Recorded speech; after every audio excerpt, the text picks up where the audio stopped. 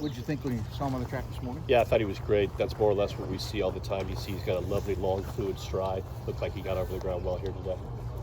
Have you always had a bunch of confidence in this horse, or kind of take us through from the beginning, and then the first start he was third, and then after that it's... Yeah, he makes it pretty easy. When he came to us late in July of this summer, last summer actually, he touted his hand pretty quickly. So he started to get ready a little bit faster than your average 2-year-old. That's when we kind of started thinking that maybe he might be just a little bit better than average. And then obviously after his first start, we stretched him out to 2 turns, and that's kind of when good things really started happening for him. Did he even show you more in the Santa Anita Derby with the trouble he had, and then when he did get some room to run and just kind of took off? As I've said all along, if he couldn't handle that kind of trouble, pressure with 5 horses, it'd be awfully hard for him to handle it with 20. So I was glad the way he was kind of composed in the pocket there. Juan Hernandez had kind of kept him tight down on the fence that day. A seam opened up, and Alberto was able to work his way through. So very proud of the horse and the way he was just composed and sort of able to sit there. And then once he did get running room, finish off his job. This horse is getting a lot of attention across the board, including from the trainers, I guess. Does that put a kind of a target on your backs, and how do you handle that? I guess it's probably, this is what we're here for, right? You always dream of having a horse of this caliber, and things seem to be going the right way here. We've still got 11, 12 days, something like that, whatever it is, 10 days, but I certainly wouldn't want to trade positions with anybody.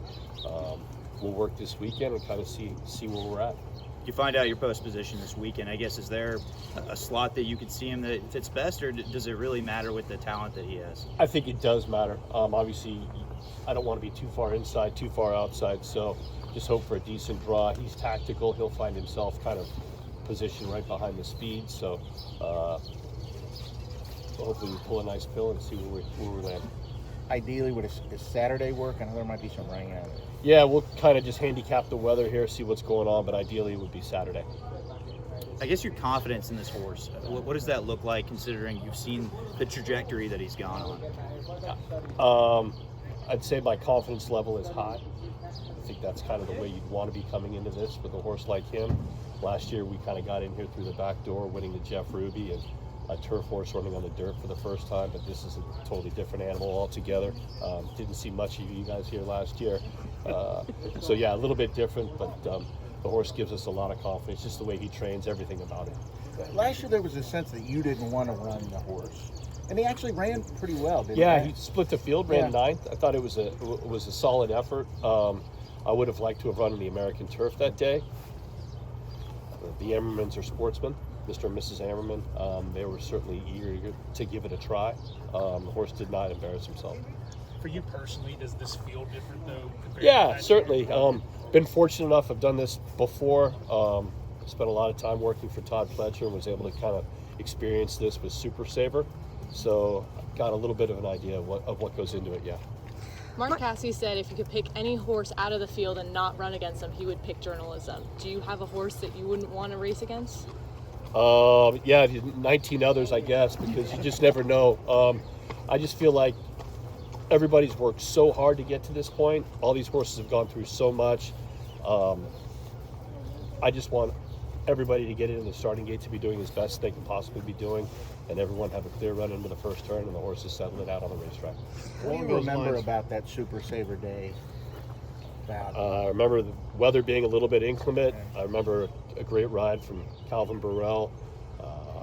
The horse was actually taking a lot of money late, so he was obviously garnering some public support, and just I remember a lot of it. I remember the emotion of it and stuff. Just being able to be part of something like that was pretty special. We'll see if we can kind of conjure up those emotions here again. You have the best horse on past performance at this point. Best horse doesn't always win this race. How do you kind of reconcile the stuff that could happen versus what you want to have? Yeah, that's kind of the thing. That's what, as I just said, about everybody lining up in the gate and getting a good trip into the first turn. There's traffic. There's a lot of unforeseen things here. There's 150,000 people. Obviously, as I mentioned earlier, this horse, a little bit of a troubled trip at Santa Anita, seemed to handle it fine. So I'm confident he can get his way out of traffic. I just prefer not to have him get in any traffic at all, you know. Kind of hard to do in a 20-horse field, though. So that part will be up to Berto and journalism. Michael, Bob Baffert has so many horses, so much firepower at the sales and stuff.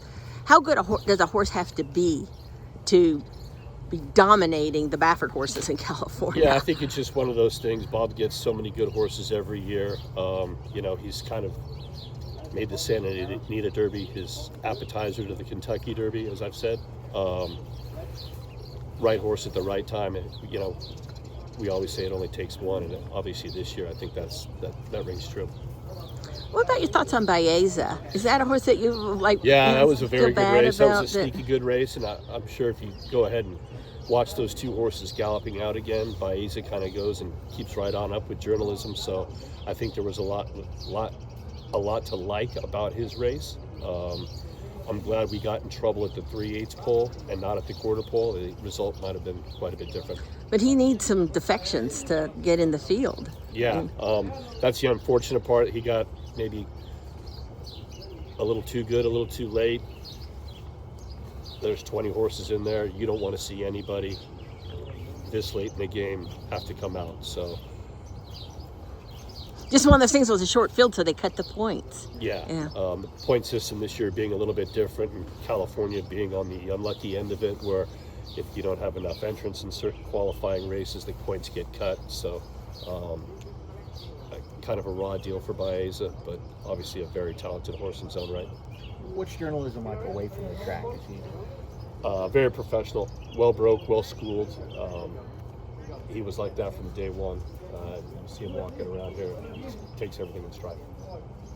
You got a lot of media attention here with the horse named journalism. I mean, what is that like for you? It's good journalism. Good journalism. No fake news here. Yeah, no fake news here, and I hope that's the truth.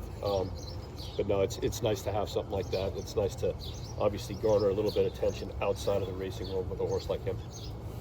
What are some of the intangibles with this horse that you, as a lifelong horseman, seeing him that we wouldn't even know to see? I don't know. I mean, there's just something about him. I think when horses really kind of get in a routine and get in a pattern and win and keep winning, I think there's an air of confidence about them. I think they know they're good. You know, his mind is maybe his secret weapon. As you can see, he kind of walked out here today like it was no big deal, got onto the racetrack, people around, nothing seemed to really bother him. Of course, I'm sure as the week goes on, there'll be more and more people around here. He's got a wonderful pedigree, stamina laden on top and bottom, so I think that's going to help him as well. Genetically, there's something there that just clicks for him. Making the trip from California, just what is that adjustment like, kind of coming into Kentucky? It's been pretty easy. Long day for these horses. You know, we don't have. We used to have a freight company called Tech Sutton. We take horses door to door. Now with FedEx, it's a little bit trickier. Long wait at LAX, and then the flight, and then shipping from Indianapolis here to Churchill makes for about a 12-hour day coming from California.